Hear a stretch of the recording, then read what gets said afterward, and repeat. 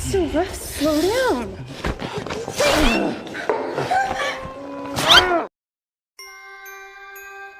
Hai semuanya, selamat datang. Nama gue Rio dan terima kasih telah memberikan kesempatan untuk menemani malam gabut lo.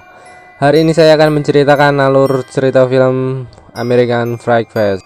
Film ini menceritakan seorang psikopat yang lepas dari penjara dan membantai semua orang-orang di sebuah festival horor di salah satu rumah sakit jiwa di Amerika. Penasaran filmnya kayak gimana? Langsung saja check this out.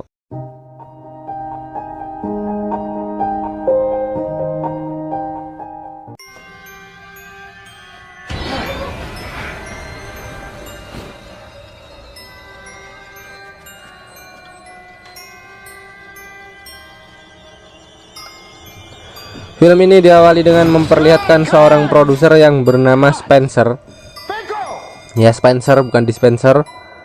Ini adalah produser yang arogan, egois, dan pecandu narkoba. Spencer ini mendapat sebuah proyek oleh gubernur untuk membuat kampanye sebuah festival horor di salah satu gedung bekas rumah sakit jiwa yang berhantu. Dan Spencer di sini memiliki asisten yang bernama Finkel. Ya, si Boncel Finkel, dan beberapa aktor profesionalnya yang ditugaskan untuk membantu menjadi hantu di festival horor tersebut.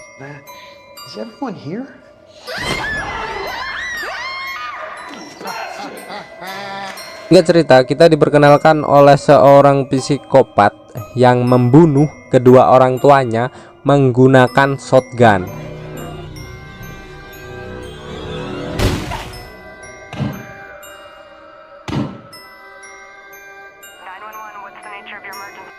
Namun ia mengaku pada hakim bahwa bukan dia yang membunuh orang tuanya, melainkan monster yang berada di rumahnya.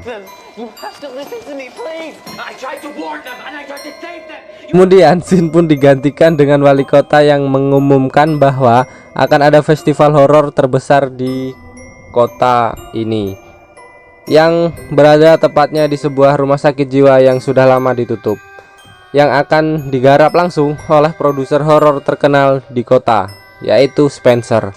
Lalu sang wali kota pun bertemu dengan Spencer dan membicarakan tentang festival yang akan ia buat besok, dan menyuruhnya memberikan penampilan terbaik untuk para pengunjung agar ia dapat dipilih menjadi wali kota kembali tahun depan.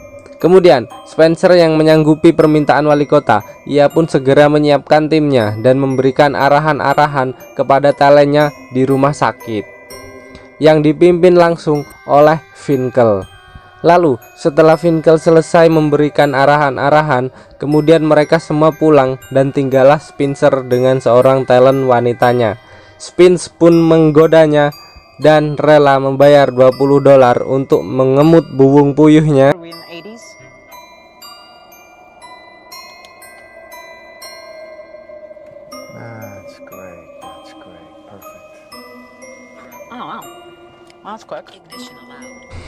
Dia bubung puyuh dong.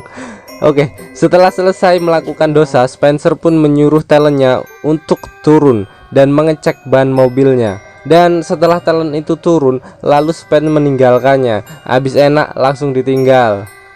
Ya begitulah lelaki. Ya aku lelaki tapi ya udah lupain. Lalu scene pun digantikan kepada sebuah kelompok psikopat yang berada dalam mobil tahanan yang menuju rumah sakit jiwa untuk mendapatkan sebuah perawatan dan pengobatan dan penyiksaan. Namun saat dalam perjalanan, mobil penumpang itu tak sengaja terserempet oleh mobil Spence dan menabrak sebuah pohon.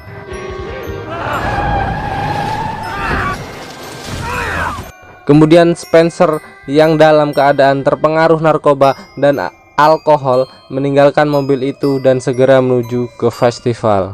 Singkat cerita, para psikopat yang berada di dalam mobil itu semuanya tewas, kecuali ada satu psikopat yang berkepala botak bangun dan ia mengambil senjata lalu menembak polisi yang menjaganya.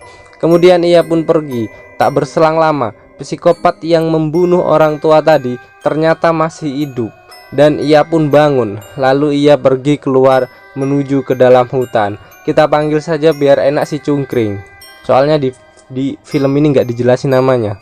Singkat cerita, malam festival pun dimulai dengan ramainya para pengunjung, dan Spencer dalam keadaan mabuk berat dan membawa sekotak bir untuk persiapan mabuk-mabukannya di dalam. Kemudian psikopat botak tadi pun masuk menuju kerumunan polisi dan para penjaga. Tapi anehnya penjaga yang melihat si botak itu memakai seragam tahanan dan badannya tuh penuh darah, malah menyuruhnya masuk dan mengira bahwa ia adalah seorang talent horor dan salah satu anggota dari mereka.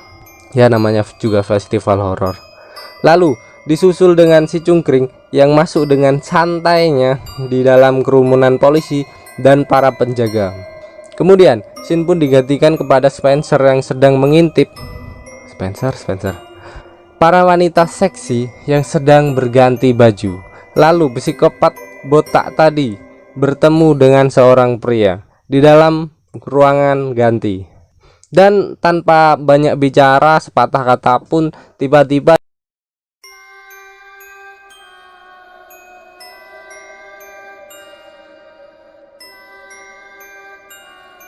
si botak itu menghajar pria itu tanpa ampun hingga tewas.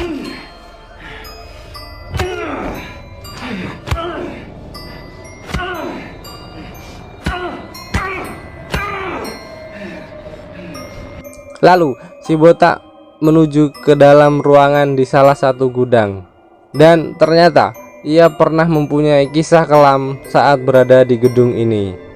Jadi dia tuh pernah menjadi salah satu pasien di rumah sakit ini dan mendapatkan siksaan dari seorang penjaga ataupun perawatnya. Dan kemungkinan besar hal itulah yang menjadikannya sebagai psikopat. Kemudian ia pun mengambil topeng di bawah kolong lalu pergi dan berganti baju. Scene pun digantikan kepada Finkel yang sedang mengecek payudara aktornya. Lalu tiba-tiba ia dipanggil Spencer dan hanya untuk disuruh mengambil botol bir yang berada di sampingnya. Really? Yes, really. Jujur ya, kalau gue jadi Finkel di sini udah tak tabok pakai sandal jepit, di bawahnya dikasih paku payung, udah kelar. Singkat cerita, si botak yang telah berganti kostum datang menghampiri aktor wanita seksi tadi. Ia pun dengan kasar memperkosa gadis itu dan disaksikan langsung oleh Pak Wali Kota dan beberapa anak muda. Lalu si botak itu pun merobek baju wanita tersebut dan mencekiknya hingga tewas. Dan sialnya, Wali Kota dan para pemuda yang melihat kejadian itu malah bertepuk tangan dan mengira bahwa itu hanyalah pertunjukan semata.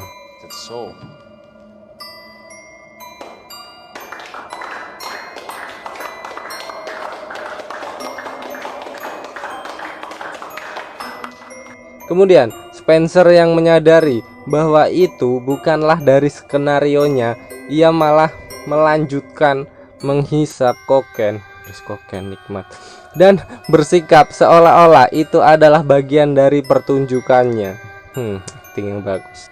Kemudian dilanjutkan pada si botak yang mengunci semua gedung dan mengalirinya menggunakan listrik agar para pengunjung tidak keluar.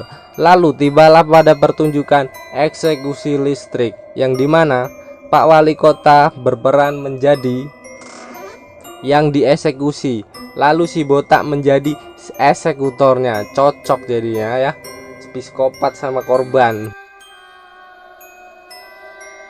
Di sini Pak Wali Kota tak menyadari bahwa listrik yang dipakai memanglah benar memiliki tegangan tinggi.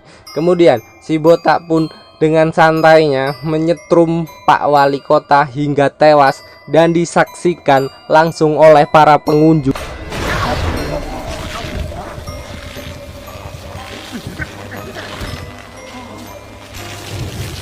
Dan setelah selesai, asistennya pun memanggilnya berulang kali. Kemudian ia malah ditarik oleh si botak dan dibunuh juga. Gokil nih psikopat.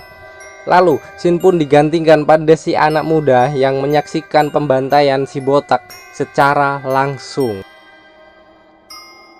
dan dihampiri oleh si cungkring yang mengatakan bahwa mereka ini adalah kenyataan dan bukanlah pertunjukan, dan hal itu diperkuat dengan salah satu talent yang berteriak saat melihat darah berceceran di lantai.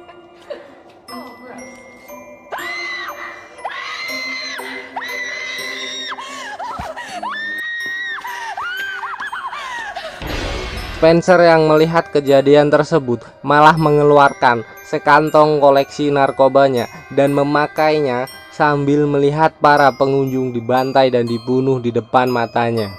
Lalu si cungkring pun meminta pertolongan pada polisi yang berjaga. Namun polisi itu tidak percaya dan kemudian si botak itu masuk lalu membantai semua polisi tersebut. Kemudian si cungkring yang berhasil bersembunyi mengambil sebuah pistol dan berniat memburu si botak. Kemudian ia bertemu dengan salah satu aktor yang ingin dibunuh si botak dan si cungkring berhasil menyelamatkannya. Lalu aktor itu pun memperkenalkan kepada teman-temannya yang masih selamat. Namun saat mereka memburu si botak, satu persatu dari mereka berhasil dibunuh si botak dan menyisakan tinggal satu wanita dan si cungkring. Dan di salah satu momen saat bertemu dengan si botak, wanita itu berhasil membunuhnya dengan cara mendorongnya hingga menyentuh kabel listrik bertegangan tinggi yang dipasang oleh si botak. Senjata makan tuan tuh, tak botak. Lalu psikopat pun mati dan polisi datang untuk menyelamatkan mereka. Dan sialnya si cungkring kembali ditangkap. Salah tangkap lagi pak. Dan yang seharusnya mati itu Spencer, tapi Spencer tuh masih hidup dan masih sehat walafiat. Monster.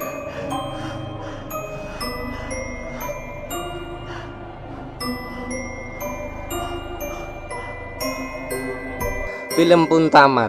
Oke teman-teman, inilah akhir cerita yang sangat membagongkan kalau kata Bang John ya. Dimana yang seharusnya mati itu adalah Spencer, tetapi dia di sini malah sehat-sehat saja. Kemudian kalian pasti bertanya-tanya, kenapa si cungkring malah membantu menyelamatkan pengunjung, padahal dia kan psikopat.